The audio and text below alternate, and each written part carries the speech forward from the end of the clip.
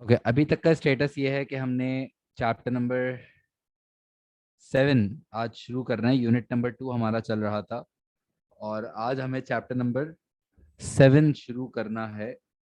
और chapter number 7 का नाम है ऑर्गेनाइजेशन एंड मैनेजमेंट। आप अपने पास हेडिंग डाल दें, चैप्टर नंबर 7, ऑर्गेनाइजेशन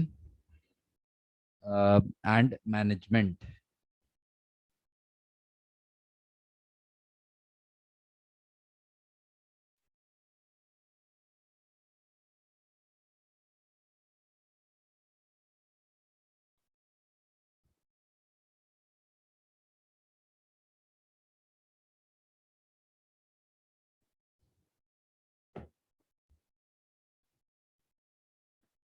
शुरू करें चैप्टर नंबर 7।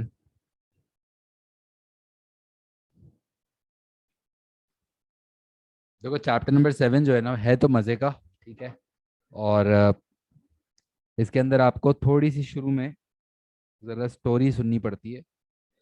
और एक दफ़ा अगर आपने वो स्टोरी तरीके से सुन ली तो आपको चैप्टर बहुत ही ज़्यादा अच्छे से समझ आता है। ठीक है। Chapter number 7, organisation and management.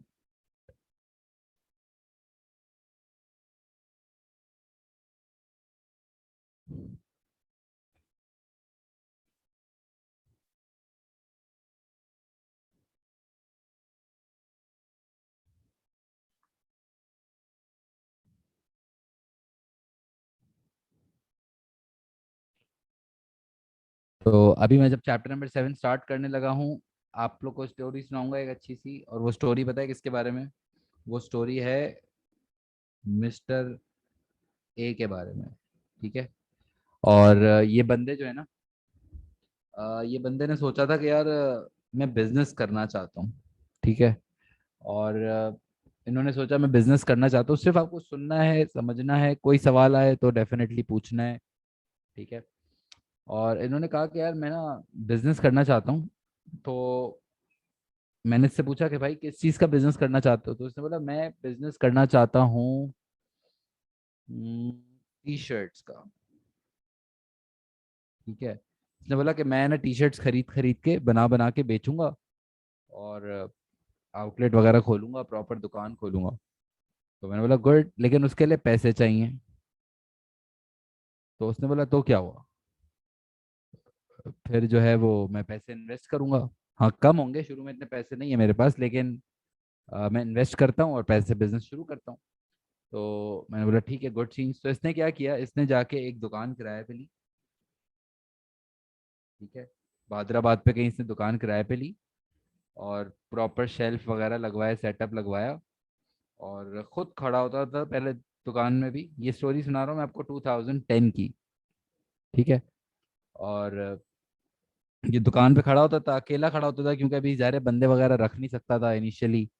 Business ज़ाहिर है थोड़ा शुरू में तो लॉस हो रहा होता है, कस्टमर नहीं आ रहे होते, टाइम लगता है सेट होने में, ज़ाहिर है। तो उसने सोचा कि मैं भी पहला साल तो एटलीस्ट खुद से ही दुकान चलाऊंगा, मैं किसी बंदे को नहीं रखूंगा। ठीक है। और कस्टमर जो भी आता था वो खुद ये डील करता था, फिर कोई भी काम हो सप्लायर का वो खुद देख लेता था। इलेक्ट्रिसिटी का बिल आ रहा है, एसी खराब हो गया, ये सारे काम खुद करता था। सही है। 2010 का पूरा साल इसने अकेले ने बहुत मेहनत करी और बिजनेस सेटल होने लगा, थोड़ा थोड़ा सेट होने लगा। फिर ये हुआ, फिर आ गया अगले साल की कहानी बता रहा हूँ। पूरा साल गुजर गया, थोड़े थोड़े क्लाइंट्स भी बन गए, थोड़े थोड़े कस्टमर्स भी सेट हो गए और बिजनेस भी काफ़ी बेहतर होने लगा। फिर उसके बाद उसने सोचा एक काम करता हूँ कि मैं अपनी इस शॉप में, ये जो भादराबाद पे इसकी शॉप है ना, इस शॉप में मैं खुद तो रहता हूँ, लेकिन along with me I can keep 2 more employees. इसने क्या किया, 2 बंदे और रख लिए। और एक का नाम था मिस्टर ए, दूसरे का नाम था मिस्टर बी। ठीक है। सॉरी, बी ए तो उसका खुद का नाम है। एक का नाम था मिस्टर बी और एक का नाम था मिस्टर सी। ये खुद मिस्टर ए थे और इन्होंने 2 बंदे रख लिए, मिस्टर बी और मिस्टर सी। ठीक है। ये 2 बंदे क्यों रख लिए इन्होंने, क्योंकि यार अब जाहिर है दुकान माशाल्लाह भाई सेट हो रही थी, बिजनेस बढ़ रहा था, कस्टमर्स ज़्यादा आ रहे थे, सेल्स बढ़ना शुरू हो गई थी। तो इसने मिस्टर ए ने रियलाइज किया कि जब मैंने अपना बिजनेस शुरू किया था तब तो मैं खैर अकेला चला लेता था क्योंकि मुझे फाइनेंशियली मसला था, लेकिन अ, अब क्योंकि मैं थोड़ा थोड़ा सेटल होने लगा हूँ, मेरी दुकान को 1 साल हो चुका है, तो अब उसने क्या किया, 2 बंदे रख लिए। अ, खैर अब 2011 के बाद फाइनली अब आ गया है 2013। ठीक है, 2013 स्टार्ट हो गया। सही है। अब क्या सेम पोजीशन होगी? नहीं, सेम तो नहीं होगी, जाहिर है। अब तो लग रहा था कि अब बिजनेस, वैसे रिस्क भी होता है कि बिजनेस ना चल सके, लेकिन इस लड़के ने, मिस्टर ए ने, बिजनेस अच्छा चला दिया। और दुकान को क्या हो रहा है और इसने खैर बिजनेस चला दिया। अब क्या हुआ, इसकी ये जो बहादराबाद पे शॉप है ना, इसका नाम इसने रख दिया शॉप 1। क्या नाम रख दिया? शॉप 1। और फिर उसने एक और दुकान जो है वो देखी किराए पे, और इसने सोचा कि अब वो वक्त आ गया है कि एक्सपेंड कर लिया जाए, और इसने अपनी शॉप 2 जो है वो खोल दी डीएचए में। डीएचए में भी शॉप देखी, डीएचए में भी इसने शॉप का सेटअप डाला। मिस्टर ए जो है वो, मिस्टर बी और मिस्टर सी जो है वो शॉप नंबर 1 संभाल रहे थे। फिर उसने मिस्टर डी और मिस्टर ई को कहाँ रख लिया? शॉप नंबर 2 में। अब खुद मिस्टर ए जो है, उन्होंने क्या किया, उन्होंने अपने लिए दोनों जगह पे एक कॉर्नर में छोटा सा रूम बनवा लिया है। मिस्टर ए के शशके बढ़ना शुरू हो गए हैं। कभी वो शॉप नंबर 1 में बैठे होते हैं, कभी वो शॉप नंबर 2 में बैठे होते हैं, लेकिन काउंटर पे अब इनके लड़के खड़े होते हैं। खुद जो है वो अंदर पैसे वैसे गिनते हैं, लैपटॉप शैपटॉप यूज़ करते हैं, सारा हिसाब किताब देखते हैं, लेकिन जो मेन मिसलिनियस काम है सारे, वो इनके लड़के देख लेते हैं। इसी तरह बिजनेस सेटअप होता है ना। देखो, अकेले ने बिजनेस सेटअप किया था, अब शुरू हो रहा है आहिस्ते आहिस्ते, 3 साल हो चुके हैं, अब 2 ब्रांचेज हो चुकी हैं, और 4 एम्प्लॉयज हो चुके हैं। आहिस्ते आहिस्ते देखो बिजनेस ग्रो कर रहा है ना। और अब खैर अगर इनिशियली यहाँ पे जब 2011 चल रहा था, जब इनके पास 2 एम्प्लॉयज थे, इनसे मैंने पूछा कि यार आपका ऑर्गेनाइजेशन स्ट्रक्चर क्या है, तो उन्होंने बताया कि देखो मैं तो, जाहिर है मैं टॉप पे हूँ, मेरे अंडर 2 एम्प्लॉयज हैं। ये मिस्टर ए मुझे अपनी स्टोरी सुना रहे थे अपने बिजनेस की। मेरे अंडर मिस्टर बी हैं, और मेरे अंडर मिस्टर सी भी हैं। मैंने बोला ठीक है, सिंपल। लेकिन जैसे ही 2013 में हम एंटर होते हैं तो हमें पता चलता है कि मिस्टर ए टॉप पे हैं, और अब उनके अंडर 4 एम्प्लॉयज हो गए, मिस्टर बी, मिस्टर सी, मिस्टर डी और मिस्टर ई। क्योंकि अब बिजनेस ग्रो कर चुका है। इनका टी शर्ट का काम, पहले इनके पास एक ब्रांच थी, अब इनके पास 2 ब्रांचेज हैं। देखो इनके अंडर के जो लोग हैं वो बढ़ते चले जा रहे हैं। जो ये 2011 में इनका स्ट्रक्चर था ना, इसकी तो खैर ज़रूरत भी नहीं थी। ऑब्वियसली 2 बंदे थे इनके अंडर काम कर रहे थे, बात खत्म हो गई। लेकिन फिर जब आहिस्ते आहिस्ते अब बढ़ रहे हैं, अब देखो, अब ये मिस्टर, अब सुनो सवाल का जवाब देना। पहले 2011 में मिस्टर ए कितने एम्प्लॉयज को कंट्रोल कर रहे थे? 2011 में मिस्टर ए 2 बंदों को कंट्रोल कर रहे थे। 2013 में मिस्टर ए 4 बंदों को डायरेक्टली कंट्रोल कर रहे हैं। गुड। इसको कहते हैं हम लोग, इसको हम कहते हैं स्पैन ऑफ कंट्रोल। लिखना नहीं है, सुनना है। इसको हम क्या कहते हैं? Span of control, the number of employees you are controlling directly. पहले उनका स्पैन ऑफ कंट्रोल छोटा था, नैरो था। अब उनका स्पैन ऑफ कंट्रोल वाइड हो चुका है, फैल चुका है, ज्यादा हो चुका है। पहले वो कम बंदों को देख रहे थे, अब वो ज्यादा बंदों को देख रहे हैं। पहले सिर्फ 2 बंदे उनसे पूछते थे सर क्या काम करना है, कैसे करना है, अब 4 बंदे पूछते हैं। अब जब पहले 2 बंदे पूछते थे ना, तो कंट्रोल थोड़ा सा बेहतर होता था। हर एक्टिविटी पे हम नजर रख सकते थे, चीजों पे कंट्रोल बेहतर रख सकते थे। लेकिन फिर क्या किया, जब इनका स्पैन ऑफ कंट्रोल वाइड हो गया, जब ज्यादा लोगों को कंट्रोल करना पड़ रहा है, तो डेफिनेटली फिर हर बंदे के हर काम पे तो नजर नहीं रख सकते। थोड़ी बहुत गलतियां हो जाएंगी, थोड़ी बहुत चीजें मिस हैंडल हो जाएंगी, थोड़ा सा कंट्रोल लूज हो जाएगा। और बहुत दफा ऐसा होगा कि हम अपने एम्प्लॉयज को है ना फिर डिसीजन मेकिंग अथॉरिटी उनको दे देंगे। हम उनको कहेंगे कि यार देखो भाई, हर चीज मत पूछ यार मुझसे, तू भाई खुद कर ले यार। मतलब एक स्टेज पे आके मैनेजर सोचता है कि थोड़ा सा डिसीजन मेकिंग हम उनको पास डाउन कर देते हैं। इसको कहते हैं कि जब आपके पास ज्यादा एम्प्लॉयज हो जाते हैं ना अंडर आपके, तो फिर आप डेलीगेट ज्यादा करते हो। डेलीगेट, डेलीगेट का मतलब होता है कि आप ज्यादा डिसीजन मेकिंग अथॉरिटी पास डाउन करते हो। क्योंकि अब लेट्स से आपको दुकान के लिए स्टेशनरी खरीदनी है, तो मिस्टर सी भागता हुआ गया मिस्टर ए के पास कि मिस्टर ए साहब स्टेशनरी खरीद लूं। तो बोला भाई तुम खुद देख लो ना, ये सब क्या मुझसे पूछ रहे हो यार, जाहिर है अगर जरूरत है तो खरीद लो। यानी कि द पॉइंट इज कि जब आपके पास ज्यादा एम्प्लॉयज होते हैं, थोड़ा सा मसला ये है कि कंट्रोल लूज हो जाता है, थोड़ा सा ज्यादा वर्क बर्डन बढ़ जाता है, लेकिन डेलीगेशन होती है। तो एम्प्लॉय के परस्पेक्टिव से अगर सोचें तो वो लोग थोड़ा सा खुश भी होते हैं कि चलो हम पे भरोसा किया जा रहा है, हम पे हमें डिसीजन लेने का मौका दिया जा रहा है, तो वो they also feel good about it. ठीक है, लेकिन ऐसा ना हो कि कहीं मैनेजर के परस्पेक्टिव से कि कंट्रोल ही लूज हो जाए।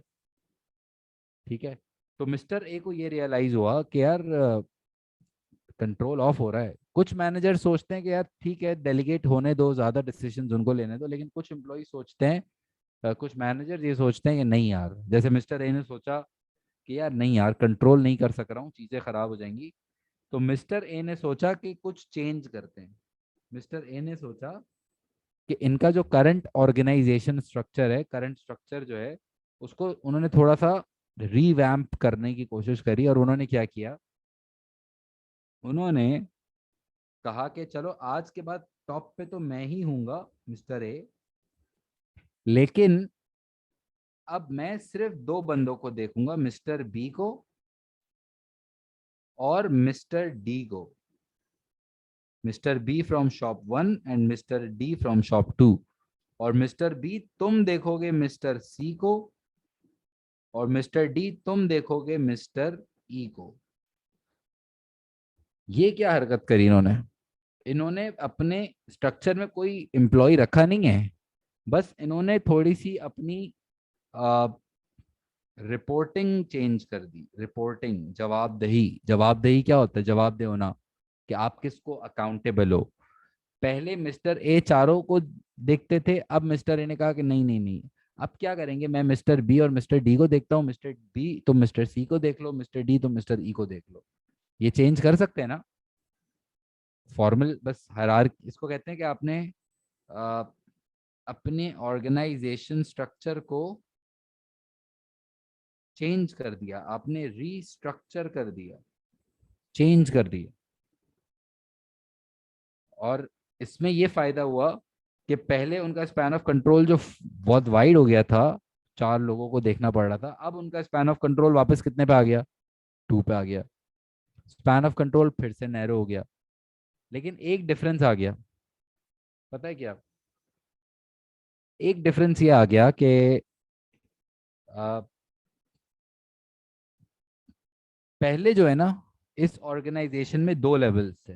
देखो, एक इनका खुद का लेवल था और दूसरा ये लेयर थी, है ना, इसको कहते हैं लेयर्स, ये इसको कहते हैं लेवल्स ऑफ हायरार्की, सीढ़ियां। कि इसमें कितने लेवल्स से, पहले दो, और अब इस रीस्ट्रक्चरिंग के बाद, इस चेंज के बाद, एक, दो, अब तीन लेवल हो गए हैं, तीन लेयर्स आ गई हैं, है ना।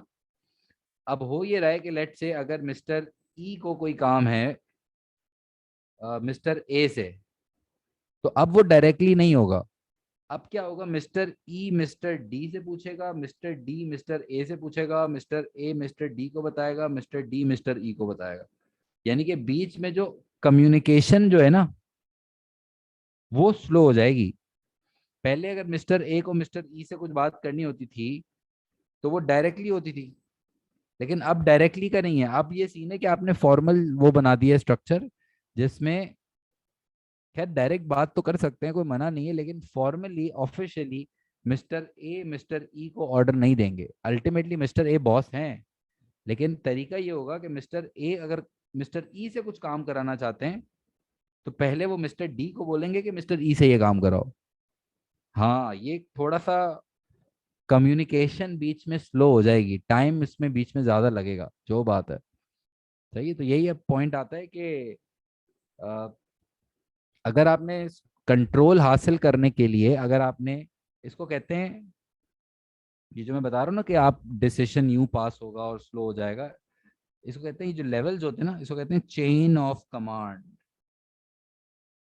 चेन ऑफ कमांड का मतलब होता है कि कितने लेवल्स हैं आपकी ऑर्गेनाइजेशन में, कितनी सीढ़ियां हैं through which instruction is passed. जैसे पहले 2 लेवल्स थे, अब 3 लेवल्स हो गए। पहले पहले शॉर्ट चेन ऑफ कमांड था, अब लॉन्ग चेन ऑफ कमांड, अब हो गया टॉल चेन ऑफ कमांड। पहले शॉर्ट चेन ऑफ कमांड था, पहले सिर्फ 2 लेवल्स थे लेकिन कंट्रोल आउट हो रहा था। अब आपका, आपने लॉन्ग चेन ऑफ कमांड पे चले गए, लेकिन कंट्रोल बेहतर हो गया, लेकिन डिसीशंस में थोड़ा सा टाइम लगने लगा।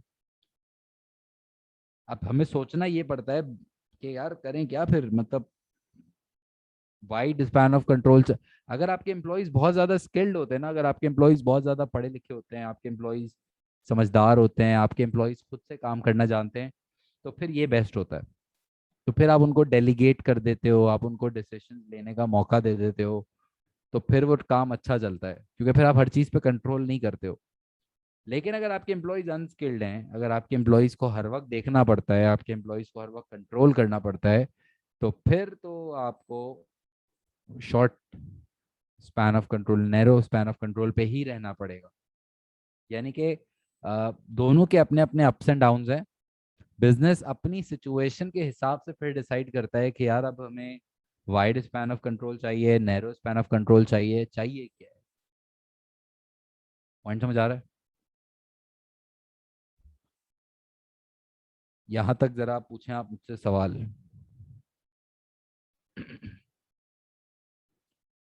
देखो भाई, मिस्टर ए अकेला बिजनेस चला रहे थे 2010 में। फिर उन 2011 में उन्होंने 2 बंदे रख लिए, उनका स्ट्रक्चर कुछ ऐसा नज़र आने लगा। फिर इसके बाद 2013 में 2 ब्रांचेज हो गई, 4 बंदे हो गए, तो इनका स्ट्रक्चर कुछ ऐसा नज़र आने लगा। सही है। फिर इनका जो मसला आया था वो ये था कि उनसे कंट्रोल नहीं हो रहा था, चीज़ें ऑफ ट्रैक हो रही थी। तो उन्होंने उसको क्या किया, उन्होंने अपने ऑर्गेनाइजेशन स्ट्रक्चर को रीस्ट्रक्चर कर दिया ताकि उनका स्पैन ऑफ कंट्रोल वाइड से नैरो हो जाए। चेन, लेकिन जैसे ही उन्होंने अपने स्पैन ऑफ कंट्रोल को नैरो करने की कोशिश की तो चेन ऑफ कमांड टॉल हो गया। कम्युनिकेशन के प्रोसेस में थोड़ी सी रुकावटें आने लगी, क्योंकि the communication had to pass through a lot of channels.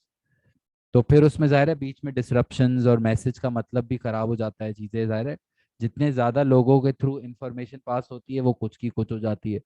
एक बंदे ने आपको बोला कि यार अ, मेरे दोस्त की तबीयत खराब है, आपने उसको किसी और को बताया भाई मेरे दोस्त है उसकी अम्मी की तबीयत खराब है, फिर उसने बोला कि उसकी अम्मी की डेथ हो, मतलब कुछ का कुछ बन जाता है वो। ये भी मसले होते हैं।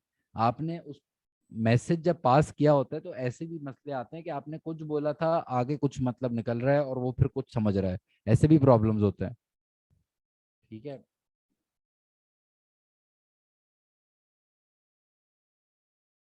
नहीं नहीं, किसी की सैलरी, किसी की वेजेस चेंज नहीं हो रही हैं अभी फिलहाल।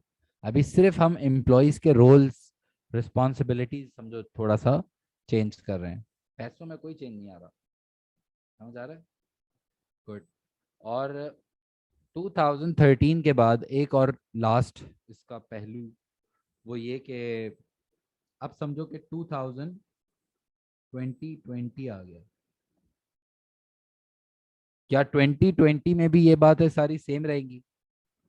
हाँ, 2020 में क्या यही सब कुछ सेम रहेगा? नहीं, अब तो मेरे ख्याल से ये काफ़ी सेट हो गया है। और 2020 में पता है क्या सीन था? 10 साल हो चुके हैं, बिजनेस को 10 साल हो चुके हैं, और 2020 के अंदर आ, इस लड़के के पास जो है ना अब हैं 10 ब्रांचेस। कितनी ब्रांचेस? 10 ब्रांचेस हो चुकी हैं भाई। अब टी शर्ट्स का बड़ा ब्रांड बन चुका है ये लड़का। और पैसा ही पैसा है। और इसके पास अब है 50 एम्प्लॉयज। ठीक है। और और अब ये काम कर रहे हैं कराची में और लाहौर में और इस्लामाबाद में। ये 3 शहरों में काम कर रहा है। इनकी जो 10 ब्रांचेज हैं उसमें से 4-5 कराची में है, बाकी इस्लामाबाद लाहौर में भी आ गई हैं। ठीक है। और खैर उससे पहले ना एक और मैं आपको थोड़ा सा स्टोरी में चेंज करता हूँ ताकि और समझ में आ जाए कि 2013 में, जैसे 2013 की, एक सेकंड वापस आ जाओ इसमें। 2013 चल रहा है, सही है। और 2013 में कितने एम्प्लॉयज हैं हमारे पास? 2013 में मिस्टर ए के पास कितने एम्प्लॉयज हैं? 4। ठीक है। अब हुआ ये, लेट्स से 2013 में ही सेल बहुत बढ़ना शुरू हो गई ना। सेल आउटलेट 2 में बहुत टाइट, बहुत ज़बरदस्त रिस्पांस आया और कस्टमर रश लगा हुआ है। और इसके बाद हुआ ये कि मिस्टर डी ने मिस्टर ए को कहा कि यार बहुत रश लगा हुआ है, हम दोनों से ये काम अब नहीं संभल रहा, हमें एक और एम्प्लॉय चाहिए। ठीक है। मिस्टर डी ने मिस्टर ए को क्या कहा कि मुझे भाई 2 बंदों से काम नहीं संभल रहा, बहुत मुश्किल हो गया है, हमें एक और बंदे की इजाज़त दें, हमें एक और बंदा चाहिए होगा। तो मिस्टर ए ने बोला ठीक है, कोई बंदा है नज़र में? तो मिस्टर डी ने बोला हाँ, एक बंदा मेरी नज़र में है। और वो बंदा है कौन? Mister F. कौन बंदा है? Mister F. मिस्टर एफ को मिस्टर ए ने फिर इंटरव्यू में बुला लिया। ठीक है। फिर इंटरव्यू चल रहा था। इंटरव्यू पे जो है वो मिस्टर ए बैठे हुए थे इंटरव्यूअर, मतलब जो इंटरव्यू ले रहे हैं। और जो बंदा इंटरव्यू दे रहा था उसको क्या कहते हैं? इंटरव्यूई। सही है। मिस्टर ए इंटरव्यू ले रहे थे, मिस्टर एफ इंटरव्यू दे रहे थे। और मिस्टर ए सवाल कर रहे थे, मिस्टर एफ सब जवाब दे रहे थे। सब कुछ हो गया, इंटरव्यू अच्छा चल रहा था, सब कुछ सही हो गया। और फिर मिस्टर एफ ने बोला सर मेरा एक सवाल है। मिस्टर ए ने बोला क्या सवाल है? तो मिस्टर एफ ने पता है क्या कहा? मिस्टर एफ ने कहा कि यार मुझे ये बताएं कि काम क्या करना होगा। मैं समझ गया कि आप मुझे बोल रहे हैं कि डीएचए की ब्रांच में वैकेंसी है और वहाँ पे आपको काम करना होगा तो ठीक है, समझ गया, पैसे भी आप सही ऑफर कर रहे हैं, लेकिन मुझे बताएं काम क्या है, रिस्पॉन्सिबिलिटी क्या है? तो मिस्टर ए ने पता है क्या कहा मिस्टर एफ को? मतलब मुझे मतलब काम, मतलब दुकान का काम है, जो कस्टमर आएंगे उनको देखना होगा, कभी कोई सप्लायर से काम वाम होगा तो वो देख लेना। मिस्टर डी और मिस्टर ई तो ऑलरेडी काम कर रहे हैं, बस आपको उनके साथ जाके अपना कंट्रीब्यूट करना है, पार्ट मिलके करते हैं सारा काम। जैसे अ, आप कभी जैसे कभी कभी मैकेन उसको इलेक्ट्रिशियन को बुलाना पड़ जाता है दुकान में, वो देख लेते हैं। कभी सफाई सुथराई का काम होता है, हिसाब किताब का काम होता है। मतलब आप वहाँ जाओगे फिर डिसाइड हो जाएगा कि कौन क्या काम कर रहा है। तो उसने बोला अच्छा अच्छा ऐसा सीन है। तो उसने बोला चले ठीक है समझ गया मैं, मतलब आपका दुकान का काम संभालना है। उसने बोला हाँ मैं समझ, ठीक है। ये सारा खैर हो गया, सिलेक्शन हो गया, boy happy happy very happy. ठीक है, नौकरी लग गई, नौकरी लग गई, मिठाइयाँ मिठाइयाँ बांटी उसने। और उसको जाके, उसको डेफिनेटली जाके, अगर ये वाला स्ट्रक्चर है तो अब हो सकता है कि मिस्टर डी के अंडर मिस्टर एफ भी आ गए और ये लड़के की नई अपॉइंटमेंट हो गई है। ठीक है। और लेकिन this is how new person is wake appointed, right? लेकिन खैर ये 2013 में चल रही थी स्टोरी, फिर वापस हम चले जाते हैं 2013 से 2020 में ना।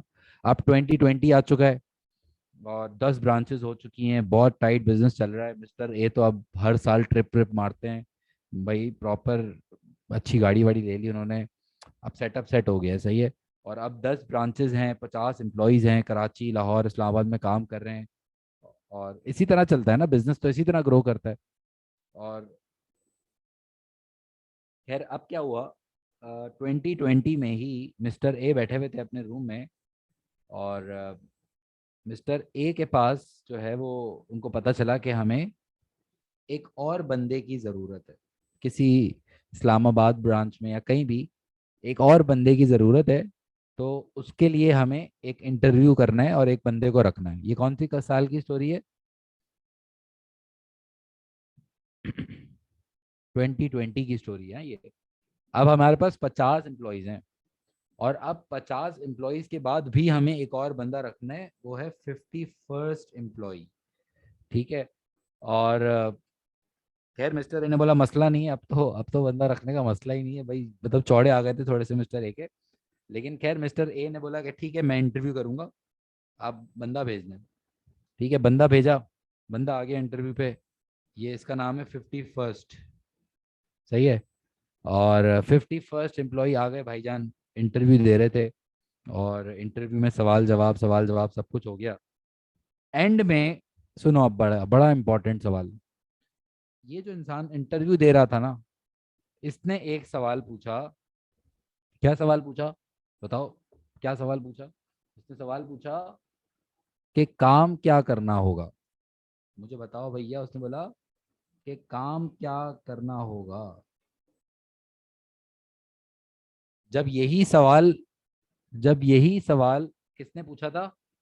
मिस्टर एफ ने, यहाँ पे 2013 में। तो क्या जवाब दिया था मिस्टर ए ने? क्या मतलब क्या काम करना होगा, मतलब दुकान का काम करना होगा। मिस्टर ए ने ये बोला था ना। लेकिन अब जो है, अब ये सिचुएशन है कि अब ये हम नहीं कह सकते।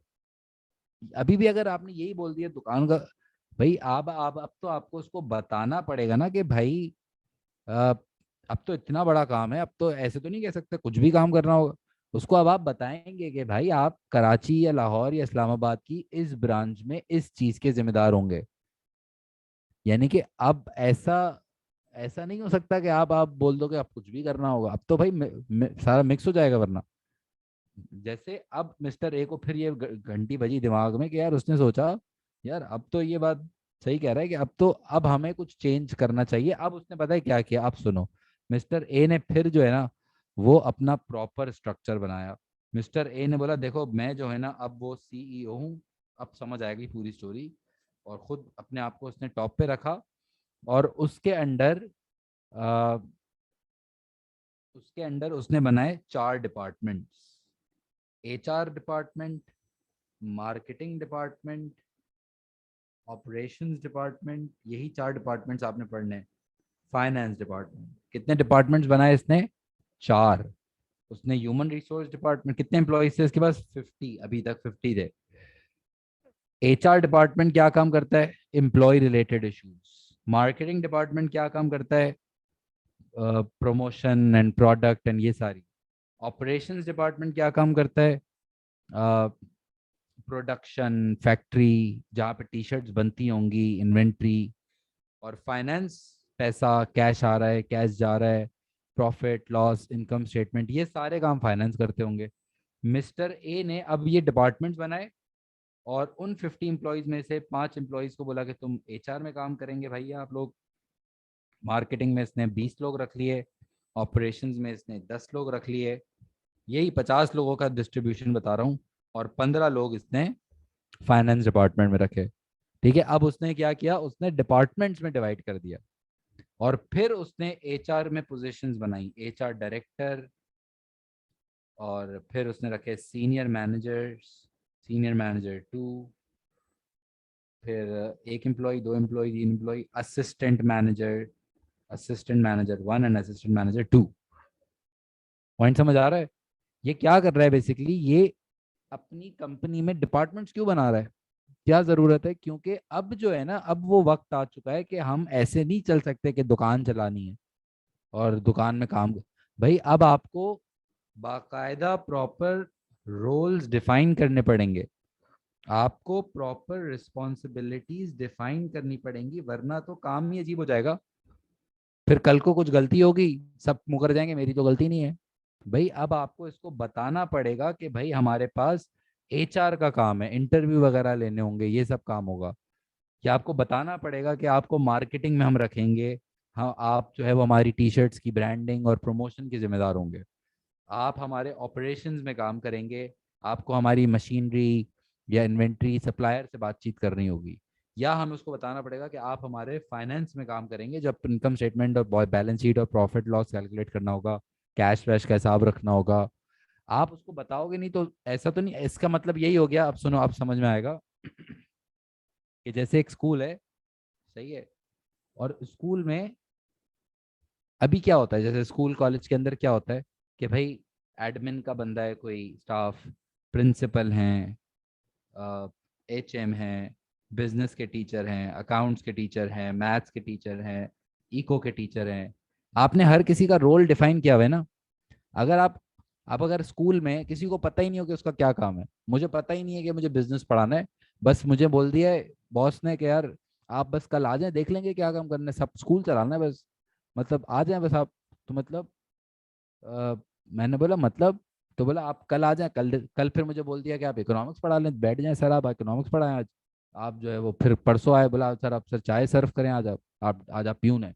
फिर कल बुलाया तो बोला प्रिंसिपल है आज आप। तो मतलब ऐसा तो नहीं हो सकता ना। you need to define roles. You need to clearly tell के भाई अ, कि क्या हैं आप। और क्योंकि फिर अल्टीमेटली कोई गलती होगी कल को, इकोनॉमिक्स का रिजल्ट बुरा आया, बिजनेस का रिजल्ट बुरा आया, फिर वो मतलब मुझे उस दिन मैं मैं उस दिन उर्दू का टीचर था, मुझे उस दिन बुलाया, बोला कि आपने बिजनेस का रिजल्ट खराब किया है। तो मैंने बोला मैंने तो नहीं किया, उसने किया। समझ रहे हो फिर कोई रिस्पॉन्सिबिलिटी क्या है। लेकिन जब आप क्लियर रोल्स डिफाइन कर देते हो, आप हर बंदे को डिपार्टमेंट्स डिफाइन कर देते हो, आप हर बंदे को बताते हो कि भाई ये आपका काम है और ये आपका काम नहीं है, तो उसमें जिम्मेदारी आती है, उसमें रिस्पॉन्सिबिलिटी आती है कि भाई अच्छा ये आपका काम है सर, आपका काम बिजनेस पढ़ाना है, आप इस क्लास को बिजनेस पढ़ाएंगे और उसका रिजल्ट आपकी जिम्मेदारी है। तो फिर कल को रिजल्ट अच्छा आता है तो क्रेडिट मेरा होगा, बुरा आता है तो वार्निंग मेरी होगी। पॉइंट समझ आया। यानी कि ऑर्गेनाइजेशन स्ट्रक्चर का काम ही ये होता है। देखो पहले इतनी ज्यादा सोचने की जरूरत नहीं थी क्योंकि इतनी सी दुकान थी, इतना सा बिजनेस था।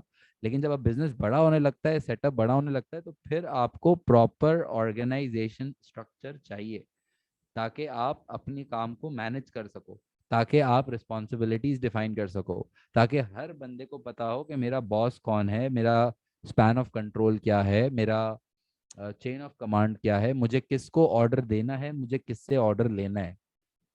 समझ आया। ऐसा नहीं हो सकता कि आपने सारे बस एम्प्लॉयज को बुला लिया और बोला बस देखते हैं क्या काम करना है। छोटी छोटी दुकानों में चल जाता है, बड़े सेटअप्स में फिर ऐसा नहीं चल सकता। स्टोरी क्लियर है। आई थिंक अब ऑर्गेनाइजेशन स्ट्रक्चर आपको क्लियरली समझ आया होगा कि ये होता क्या है।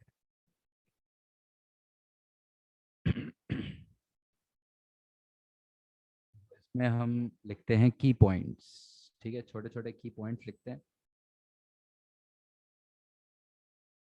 और की पॉइंट्स के अंदर लिखो number 1,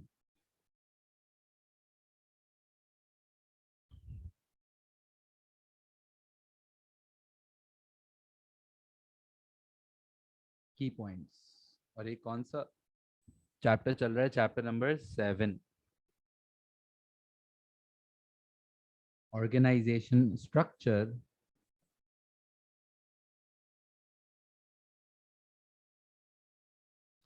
Organization structure refers to the division of refers to the division of roles and responsibilities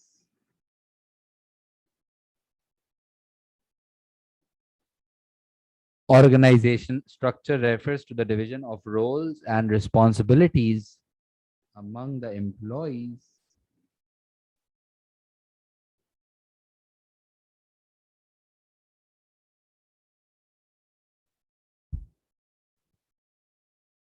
in an organization. In an organization.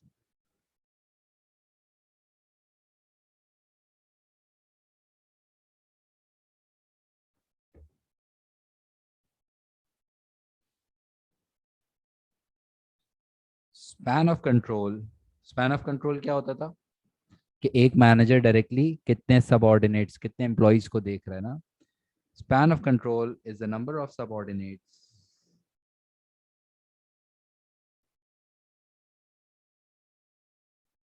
working directly under a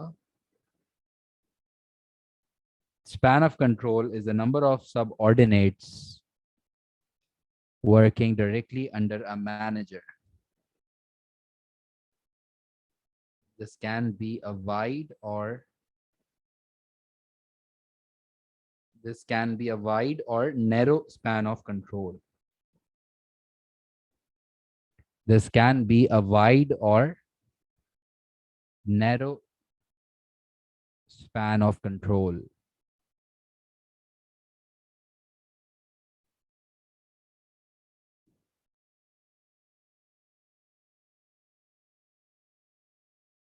Chain of command.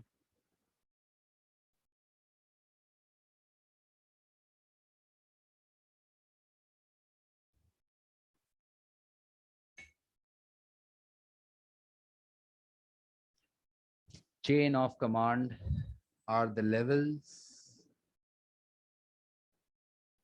in an organization.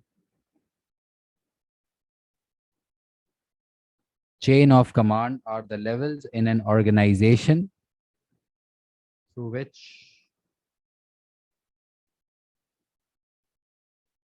information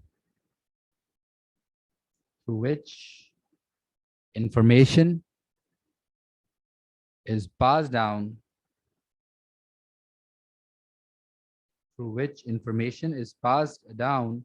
in an organization.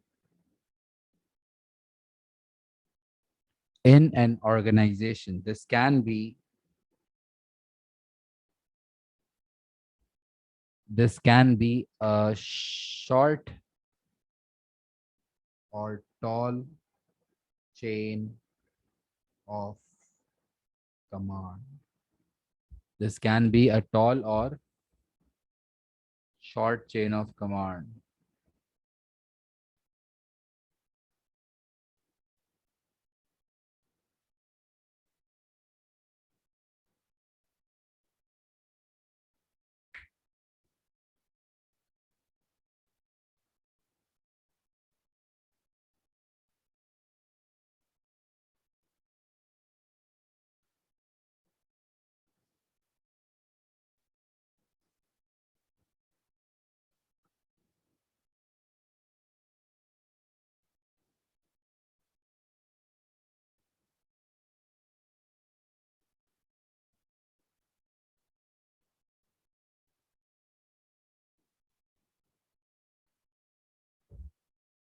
इसके बाद लिखो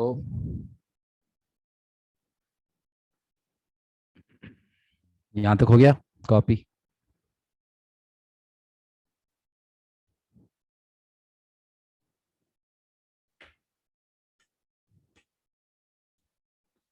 delegation. Delegation क्या होता है? Delegation का मतलब होता है कि जब आप डिसीजन मेकिंग अथॉरिटी जो है वो एम्प्लॉयज को पास कर रहे होते हो, जब आप अपने एम्प्लॉयज को डिसीजन मेकिंग दे रहे होते हो कि तुम देख लो डिसीजंस, उसको कहते हैं डेलीगेशन. इससे कोई फायदा होता होगा?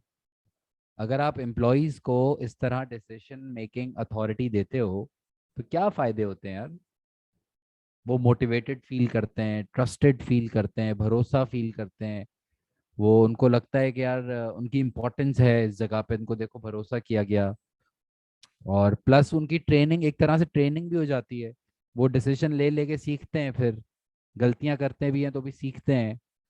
प्लस मैनेजर का अगर पर्सपेक्टिव देखें तो थोड़ा सा वर्कलोड मैनेजर का भी हल्का हो जाता है. मैनेजर भी थोड़ा लाइट फील करता है कि चलो आसान होगी जिंदगी, है ना. लेकिन हाँ ये है कि वो मैनेज एम्प्लॉय गलती भी कर सकता है. और ऐसा भी हो सकता है कि एम्प्लॉय ने अगर कोई मिस्टेक या ब्लंडर कर दिया तो फिर मैनेजर की ही रिस्पॉन्सिबिलिटी होगी. फिर और मैनेजर की ही गर्दन पकड़ी जाएगी कि भाई तुमने क्या किया. भाई मैनेजर बोलेगा मैंने नहीं किया, उसने किया. तो हम बोलेंगे नहीं, मैनेजर आप हैं, आपको देखना चाहिए था. समझ रहे हो? आप किसी को जब डिसीजन लेने का मौका देते हैं तो फिर आप ये बात का ख्याल रखें कि वो गलती कर सकता है. और हो सकता है कि वो उतना अच्छा परफॉर्म ना करे और आपकी फिर बात खराब होगी आगे. ऐसा भी होता है. सोच समझ के देना पड़ता है डिसीजन. लेकिन और ऐसा भी हो सकता है कि कुछ मैनेजर्स होते हैं जो बहुत इनसिक्योर होते हैं, जो सॉर्ट ऑफ डरपोक होते हैं कि यार अगर मैंने उसको डिसीजन लेने का मौका दे दिया तो फिर हो सकता है कि वो बहुत अच्छा परफॉर्म कर ले, हैं, वो सीख जाएगा, फिर मेरा क्या होगा। इस तरह के लोग देखे तुम लोगों ने कि यार मैंने उसको अगर सिखा दिया तो वो ना ले ले मेरी जगह। ऐसे इनसिक्योर अजीब सी सोच है वैसे ये। अगर आप किसी को सिखाते हुए डरते हैं तो आप अच्छे मैनेजर ही नहीं है बेसिकली, या आप अच्छे इंसान ही नहीं है। आप इनसिक्योर इंसान है, वो इंसान कभी आगे वैसे जाता नहीं है। लेकिन there are a lot of people who might not want to delegate because they are feeling insecure. यार छोड़ यार, पता नहीं कैसा होगा फिर। तो इस तरह के मसले होते हैं, तो इसलिए लोग डेलीगेशन नहीं भी करते, है ना। और प्रैक्टिकली ऐसा बहुत होता है, जो बात है। Delegation is when the decision making authority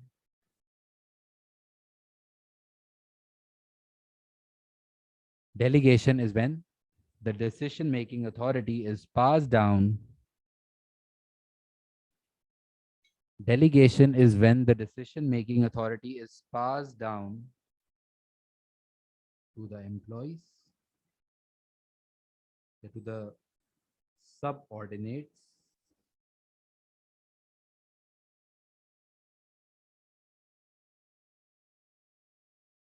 It must be remembered. It must be remembered that this is, it must be remembered that this is the passing down of authority and not the final responsibility. This is the passing down of authority and not the final responsibility.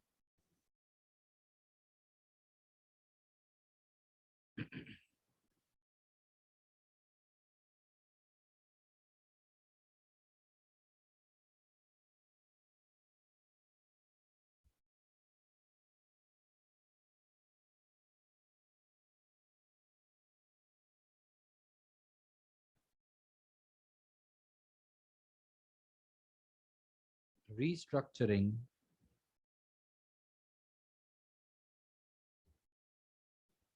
restructuring is when restructuring is when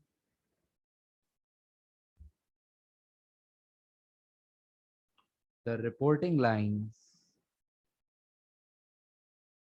restructuring is when the reporting lines मतलब कि कौन किसको जवाब दे, are changed in an organization structure.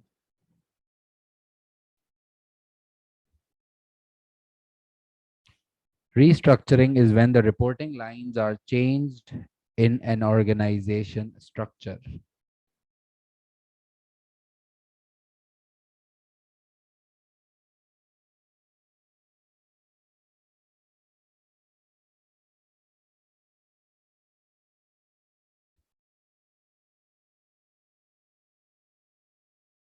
Trade union सुना है? Trade unions trade unions क्या होते हैं? जो एम्प्लॉयज ग्रुप में मिलके काम करते हैं ना। क्यों काम करते हैं मिलके? सुना होगा, इजी है। ताकि वो उनकी ज़्यादा नेगोशिएशन पावर हो, ताकि वो ज़्यादा बेहतर अ, अपनी वर्किंग कंडीशंस पे नेगोशिएट कर सके। Trade unions are the group of employees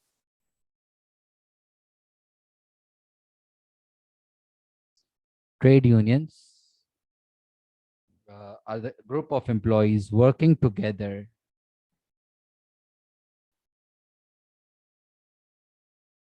to protect their rights, have to protect their rights and have better negotiation power and have a better negotiation power. फायदे होते हैं better pay and working conditions. फायदे क्या क्या होते हैं भाई? better pay and working conditions और क्या फायदा होता है? better communication with management, good. better and clear communication with management.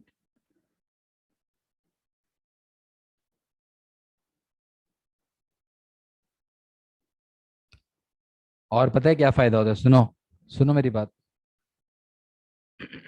एक सेकंड दिखा रहा हूँ, पहले पॉइंट सुन लो। आइडियाज का नहीं पता, लेकिन trainings trainings are arranged by unions. अक्सर क्या करती हैं अच्छी यूनियंस के ट्रेनिंग सपोर्ट प्रोवाइड करती हैं, लीगल सपोर्ट प्रोवाइड करती हैं। अगर एम्प्लॉय को कोई प्रॉब्लम हो, कोई टेक्निकल मसला हो, लीगल मसला हो, पूछना चाहता हो कि यार ये लॉयर के पास जाऊं या क्या करूं, तो वो इस तरह के सपोर्ट भी आपको प्रोवाइड करती है। फिर और इसके अलावा किसी भी तरह की आपको unfair dismissal, protection from unfair discrimination and dismissals. आपको अनफेयर तरीके से अगर ट्रीट किया जा रहा है, आपके रिलीजन, आपके कलर, आपके जेंडर की वजह से आपको अंडर या ओवर प्रायोरिटाइज किया जा रहा है, इक्वली नहीं ट्रीट किया जा रहा है, तो फिर ट्रेड यूनियंस आपकी हेल्प करती हैं। सही है, तो ट्रेड यूनियंस ज्वाइन करने का फायदा होता है एम्प्लॉयज को।